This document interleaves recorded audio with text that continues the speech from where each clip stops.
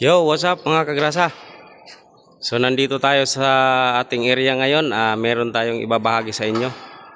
So ito pala yung ating unit na gagawin, isang tanker lorry. So ang problema nito mga kagrasa, singaw lang yung preno sa linya ng mga hose. So by the way, maraming salamat sa mga nagsusuporta at saka pagpasensyahan nyo na. Medyo busy lang ako kaya wala akong nai-upload ng nakaraang linggo. So ayun mga kagrasa, continue tayo. So ang gagawin pala natin dito, ang unit na ito may singaw kasi. May singaw. Ang problema nito mga kagrasa, ito yung ating linya dito sa brake chamber, ito yung sa service brake, ito naman yung sa maxi, itong maliit. So ang problema, walang makuhang fittings dahil ang size kasi nito 15 mm. Alanganin siya mga kagrasa. So meron tayong makukuhang fittings 14, 16, 12. So ano kasi to, 15 mm, kaya mahirap. Naghanap na kami, marami na kaming hinanapan na supplier, so wala pa rin talagang makuha. So ang gagawin natin, sinadjust ko ni boss na papalitan na lang natin yung papalitan na natin yung lahat ng linya ng So ito naman is number 12. Number 12 naman to, yung chamber sa maxi natin sa linya. Ito lang ang problema. So papalitan natin to ng gagawin nating 12 mm. So dahil medyo nakapost yung ating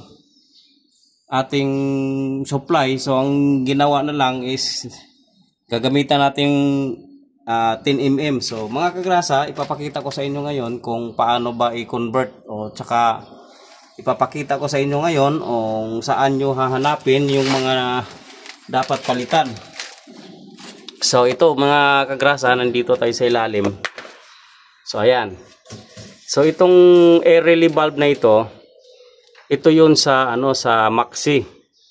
Sa maxi switch natin, ito yung supply, ito yung deliver, dalawa, ayan. Pati dito sa kabila ito. Ito yung papunta sa gulong. Dito yan, ito yan mga kagrasa, ayan. Itong linya na ito. Tapos ito namang isa doon sa kabila. Kasi yan, 10-wheeler to mga kagrasa. So ang gagawin lang naman natin dito ay yung yung preno sa service. So ito naman yung air relay valve niyan, ito. So pag-apak mo ng preno, dito papasok 'yon. Galing doon sa foot brake, dito papasok. Ayan, dito papasok itong hose na ito. Tapos dito. Ngayon, ito yung supply, galing sa tangke yan. Galing sa tangke ito. Ngayon, pag-apak mo, papasok yung hangin, ito na yung deliver ito.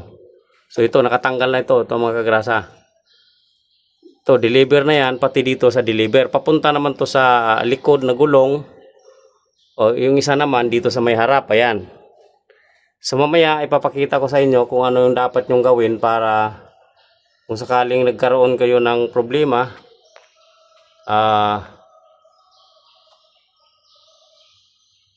so ayun mga kagrasa, nag-burn out yung ating camera. So ito papakita ko sa inyo ngayon kung paano natin i-assemble, kung paano gawin natin para meron kayong guide kung kayo naman ang nagiging nalagay sa mga ganitong sitwasyon. Alright. So anyway mga kagrasa, yung unit na ito ay isang Hino 700 series E13C. So ayan. Shout out mga kagrasa. So ito yun, ayan yun, Hino, poging-pogi. So ayan mga kagrasa, ito na yung fittings natin. Ayan. So ayan na yung materialis natin. Ito na yung ating gagamitin. So ito na yung giging adapter. Kung meron kayong makukuha na hindi na kailangan ng adapter, so mas maganda. Ang problema walang available, kaya gumamit tayo ng adapter. So ito naman yung mga elbow na ito yung ikakabit doon sa may brake chamber. Yan, bali 4. Yan, tapos yung dalawa naman dito, yung dalawa mga kagrasa. Ayan. So tapos gagamit tayo ng T dahil ang deliver nito mga kagrasa galing dito. Ngayon, kasi dalawa yung gulong kabilaan, so dito ka na magkukunikta papunta doon sa left, papunta sa right naman yung kabila. Kasi kabilaan yung brake chamber natin mga kagrasa. So kailangan mo ng dalawa. Kasi dalawang gulong sa harap, chamber, tapos sa likod, dalawa rin. So bali ito yung labas nito mga kagrasa, papunta sa kanan, dito papuntang kanan, dito naman sa kaliwa. So pwede mong ganyanin, depende sa'yo kung ano yung nasa pabor mo.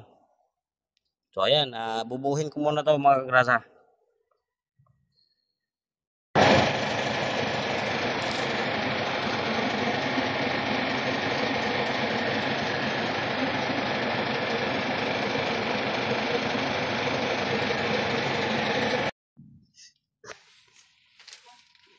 So ayun mga kagrasa, napakita ko sa inyo kung ito yung ating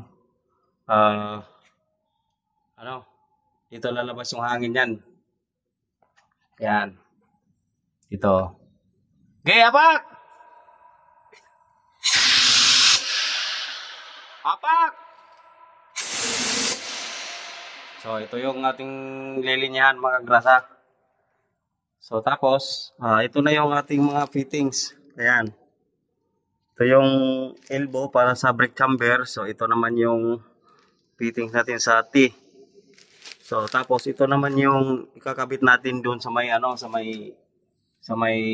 dito yan nakakabit sa may air relief valve. Yan, dito yan. Yan mga kagrasa, ikakabit natin yan. Alright. Yun, i-assemble muna namin ito mga kagrasa. Mamaya ipapakita ko sa inyo kung pag nakakabit na yung ating mga linyada mga kagrasa. Alright.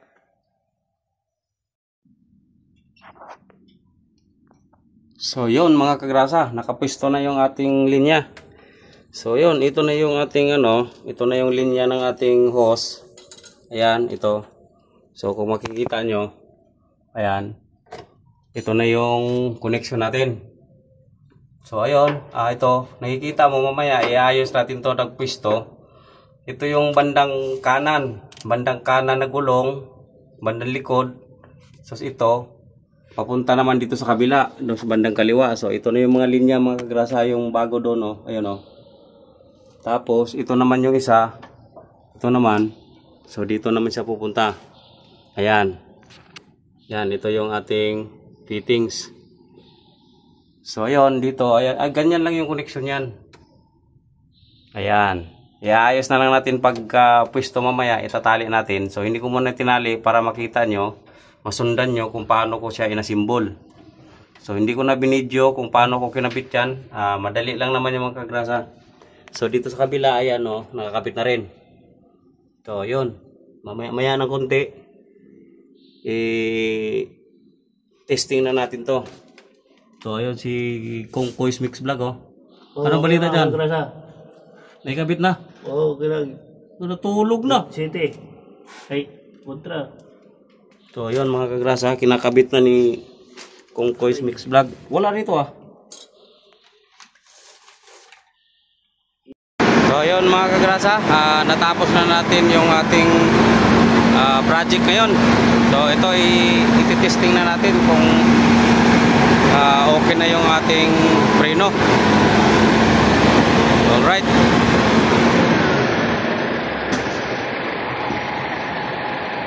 Okay. Whoop. Yun Okay, biglayin mo.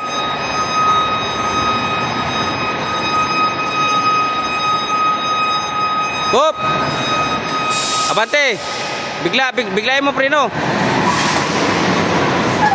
Oh, yun mga kagrasa, pumapako mga kagrasa. Nice. Alright. Yun, thank you for watching mga kagrasa. Sana meron akong na-suggest sa inyo. Huwag niyong kalimutang mag-like, subscribe. Hit the bell para updated kayo sa susunod kong video.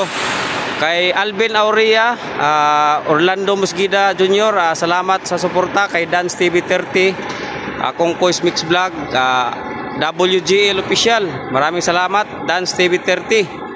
Alright, kay Wilmar Candidato, kay Arnel, kay Nolpo Beltran, kay paring Anjiboy, kay Wilmar Candidato, maraming salamat sa panonood. Thank you for watching mga kagrasa. God bless.